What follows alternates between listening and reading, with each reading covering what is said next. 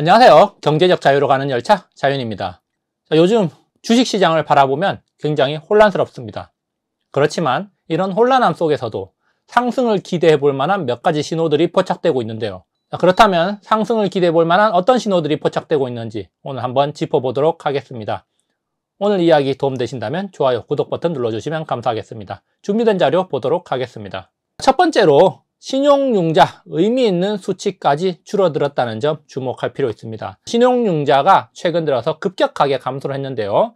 코스피 신용융자 추이인데 보라색 선 10월 이후로 굉장히 빠른 속도로 신용융자가 감소를 했습니다. 지수 하락은 지난 8월부터 시작이 됐는데 오히려 8월달, 9월달까지는 조금 소폭 증가하는 모습을 보였지만 10월 이후로 급격하게 하락하면서 코스피 신용융자 9조 원 이하로 감소했고 지금 이 수준은 2023년 2월 수준까지 감소한 수치입니다. 그렇지만 코스피 지수도 연초 수준까지 하락하면서 올해 상승분을 모두 다 반납했다는 점도 아쉬운 부분입니다.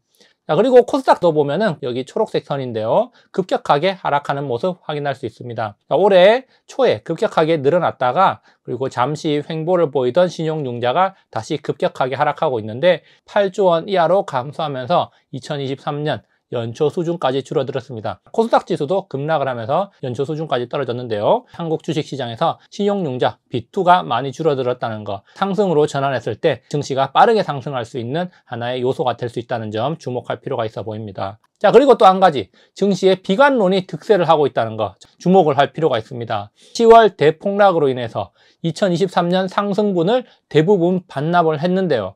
자, 지수가 연초 수준까지 떨어지자 증권가에서는 더 떨어진다는 비관론이 득세하고 있습니다. 2500이 지지선이다, 2400이 지지선이다, 이런 이야기를 하던 증권사들이 코스피 지수 2300이 깨지고 나서 더 떨어질 수도 있다고 태도를 바꾸기 시작했다는 겁니다. 키움증권연구원은 2100선까지 내려갔던 지난해 9월 패닉셀링이 또 오를 정도다. 또 한국투자증권에서는 2300이 깨졌기 때문에 2170 수준까지도 가능성을 열어놔야 된다. 추가적인 하락으로 인해서 2200까지 깨질 수도 있다. 이런 이야기를 했습니다. 그 외에도 외국계 증권사에서 더 떨어질 수도 있다는 부정적 보고서를 내놓기도 했는데요. 자, 이렇게 증권사에서 제시한 저항선에서 반등에 실패하고 차례로 무너지자 증권사들은 전망치를 계속 하향하면서 더 떨어질 수 있다고 하는 거죠. 자, 이렇게 비관론이 득세를 한다는 점은 개인적으로 긍정적이라고 보고 있습니다. 증권사 전문가들이 이런 비관적인 의견을 내놓고 언론들이 이런 비관론을 확대 재생산하는 과정에서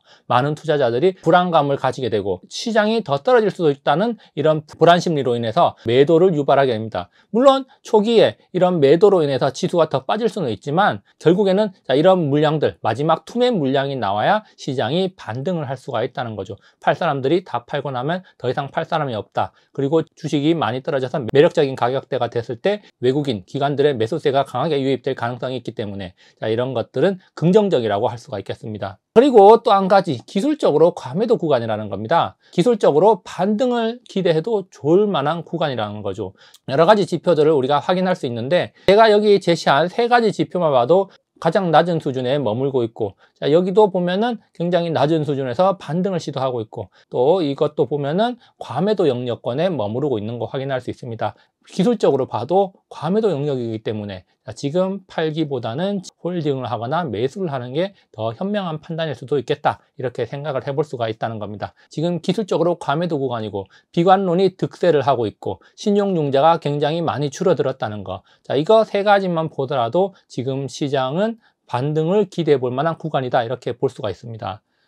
그리고 추가적으로 긍정적인 시그널을 찾아보자면은 수출이 증가하고 있고, 그리고 미국의 추가 금리 인상 가능성이 낮아졌다는 겁니다. 또 우리나라 같은 경우는 수출 중심의 국가 아닙니까? 그렇기 때문에 수출이 증가한다는 것은 기업들의 이익이 증가한다는 거고, 기업의 이익이 증가한다는 것은 또 시장의 상승으로 연결될 수가 있기 때문에 우리가 이것을 또 긍정적인 신호로 받아들일 수 있겠고요. 그리고 11월 FOMC 회의에서 미국이 금리를 동결하고 추가 인상 가능성도 남겼지만 대체적으로 평가는 이제 인상이 종료되었다. 이미 시장의 장기금리 상승 효과로 인해서 연준이 굳이 추가 긴축을 하지 않더라도 긴축의 효과가 나타나고 있기 때문에 연준이 더 이상 인상을 하지 못할 것이다, 이런 이야기가 나오고 있고, 개인적으로도 이런 견해에 동의하는 바입니다. 그렇기 때문에 이런 것들 긍정적인 시그널로 받아들여도 좋지 않을까, 이런 생각을 하게 됩니다.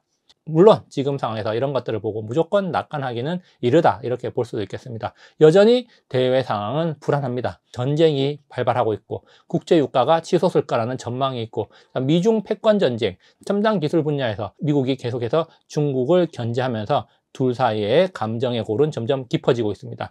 그리고 여전히 높은 금리가 지속될 것이고 경제 상황이 그렇게 드라마틱하게 나아지지는 않을 거다 이런 전망이 있기도 하고요.